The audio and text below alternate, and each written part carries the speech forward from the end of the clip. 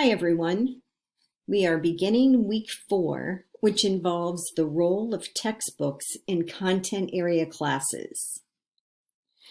You need to understand that text feature elements found in nonfiction text, students aren't really aware of these features.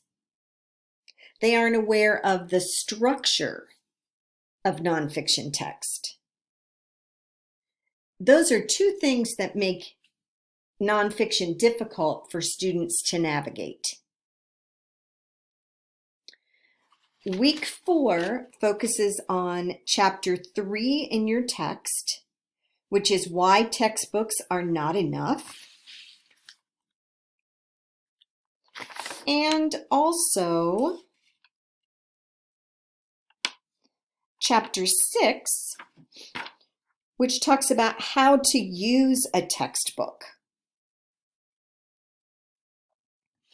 On December 5th, I emailed you some information about text structures and text features. So you may want to pull that. You may want to pull those papers that I emailed you. The PowerPoint this week. Here's our objectives for the week. Determine the role of textbooks in content area classes. Develop appropriate methods for using textbooks. Determine text feature elements in nonfiction that make it more difficult to read. Determine the aids in text that assist with readability. And understand two formulas used to calculate readability of various passages. Here are some text features listed.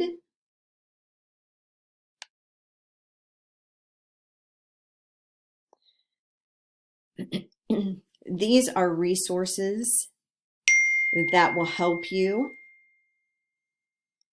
with text features. Readability formulas. There are two that we're going to talk about. Now, readability formulas are not exactly 100%.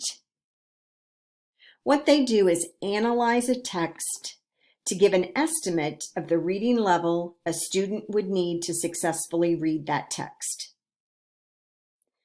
Most commonly used variables to figure the readability is sentence length, number of syllables, and number of words. You need to think about the error factor, which is plus or minus 1 grade level for elementary materials and plus or minus 2 years for high school. This website is an excellent website with various readability formulas and information.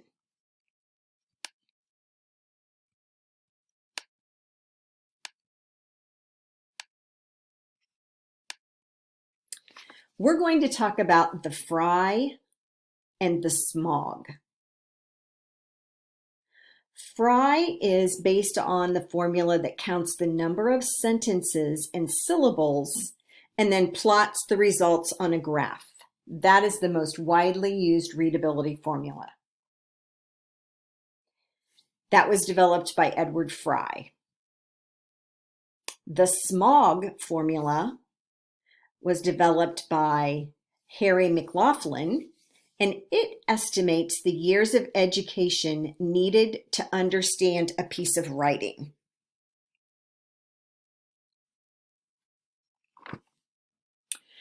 PowerPoint response 2, 3, and 4 all deal with readability formulas. Problems with readability formulas. Even though formulas consider longer sentences make things difficult to read, shorter sentences may explain ideas better than the longer sentences. Multisyllabic words are often repeated in a text and account They are counted every time they appear in the text. Dialect and language differences mean that syllables are counted differently by different individuals. These formulas lack precision and are not meant to be exact. They do not take into consideration background knowledge or interest. Think about the fairness of a text. This refers to the format and content variables that help the reader. Content variables are the manner in which facts, events, and concepts are related to each other, the explanations, the examples and analogies given. Do they treat ethnicity, gender, disability, and class fairly? And our last slide for this PowerPoint is on dyslexia. Now, your dyslexia strategy lesson is due in week 5. I hope you have checked your chalk and wire to make sure it is not expired. I hope that you have looked at the example of the dyslexia lesson on Moodle. Please be sure that on the lesson plan, you are reading the fine print in the left margin to make sure you are including everything that should be in that lesson. If you have questions about it, please ask me. Here is the Dyslexia Handbook, which you should have read or be reading. Forum 1 is your response to the textbook topics this week. And please be sure that you are asking questions of your peers and that you are answering those questions. We need that dialogue to enhance our learning.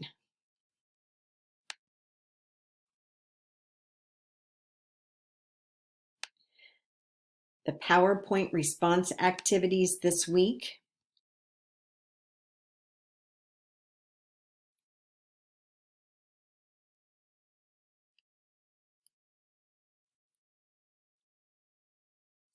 Well, maybe it's going to pull up in Box.